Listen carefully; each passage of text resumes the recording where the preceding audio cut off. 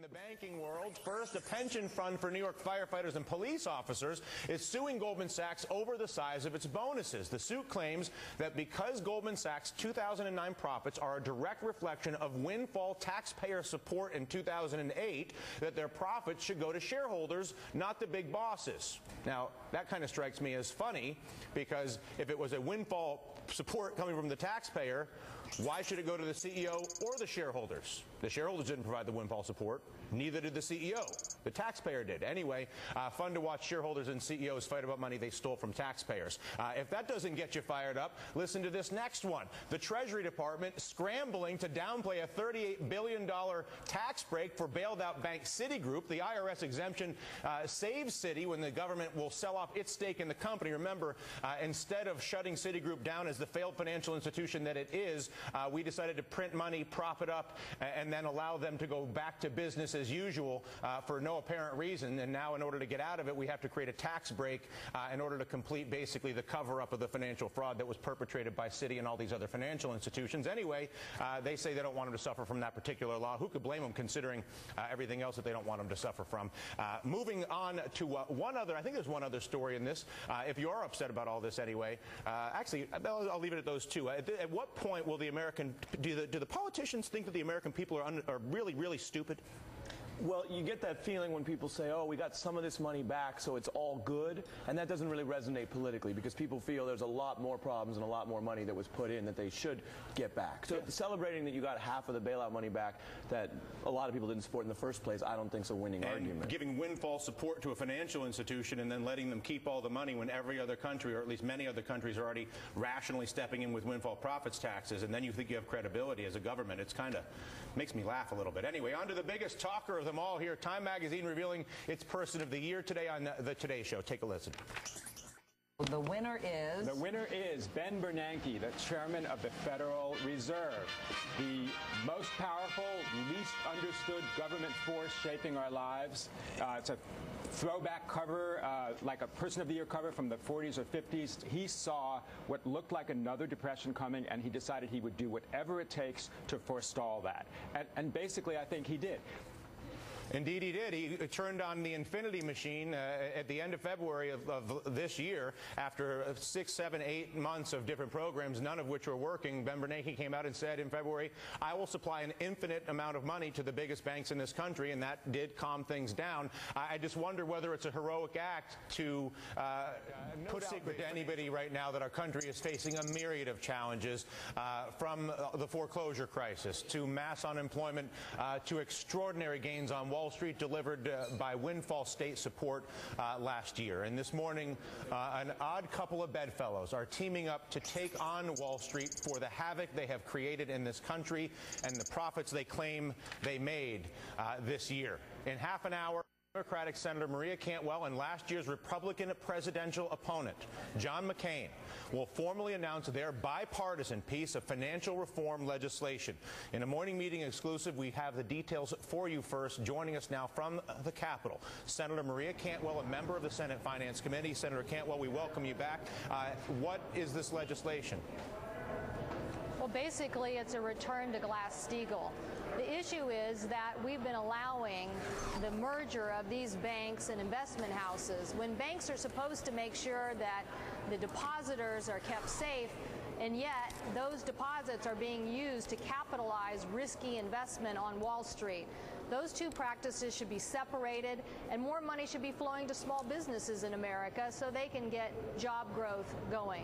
What's the difference for everybody in this country to understand the difference between a commercial bank that gets special support from the government, and why do we give them special support, and an investment bank which theoretically didn't used to get special government support, although it does now?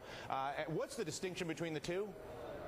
Well, the point is that commercial banks get support of the federal government to make sure that there is secure deposits, so that if there was ever a run on the bank, that those investments would be protected. When you allow that to be combined with an investment house who's really in the business of taking risk, they are making investment decisions, and albeit right now I think too risky of investments on securities and derivatives that are in dark markets, but now we are allowing them to be even riskier because they are able to use and capitalize deposits to do so. So we really want those two things separate. If people want to take risks on Wall Street, do so with their own money. Make sure depositors and commercial banks are able to lend money to small businesses so we can get more job growth in America. Were you surprised Senator McCain wanted to partner with you to roll out a piece of legislation like this? Actually, I was. I mean, we haven't had any Republicans so far jump into this debate on what we should do to reform the banking system in a wholehearted way.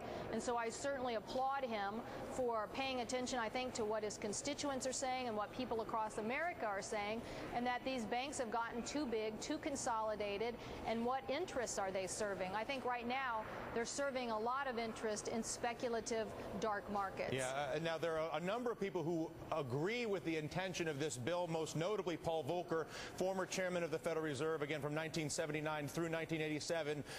He's not alone. Mervyn King, governor of the Bank of England. England, of course, levying their own windfall profits tax, and generally more sound, it would seem, in their logic with windfalls and banks. But John Reed, perhaps the most interesting person to do this, because he was the CEO of Citibank at the time that this law was repealed in order to allow Citibank to merge with Travelers, which was, again, a huge insurance company and owner of an investment bank.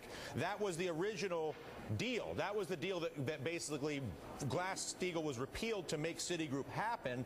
And interestingly, 10 years later, John Reed, who was one of the principals in that deal, saying, yes, you should bring Glass-Steagall back. And then Arthur Levitt, also interesting in his role in the working group, President's Working Group in Financial Markets, and advocating some changes that he later, I think, has reconsidered.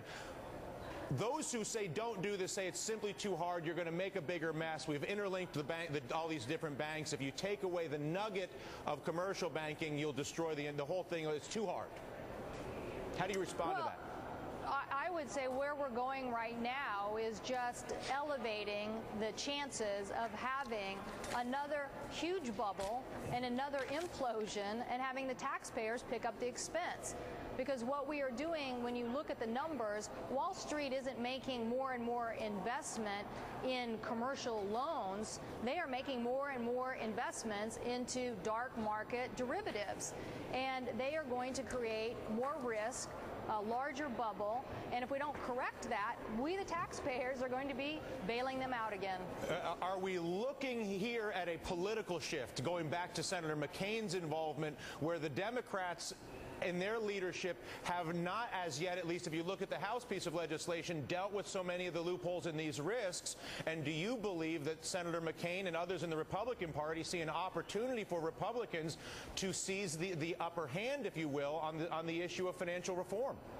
Well, I've heard from many of my Democratic colleagues in the last 24 hours, Senator Feingold, others who are joining us on this legislation.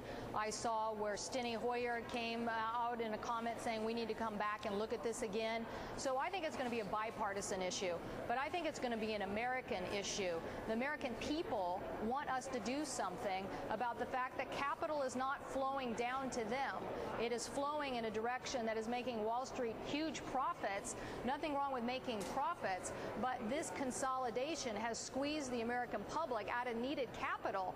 And I think that capital should be going to investment in technology, to new business startups, to things that are about the ingenuity of America, not the ingenuity of toxic assets. Understood, Senator Cantwell. Thank you so much for your time and your efforts in this regard. I can't think of a more important issue to this country than the rules for our money. Thank you.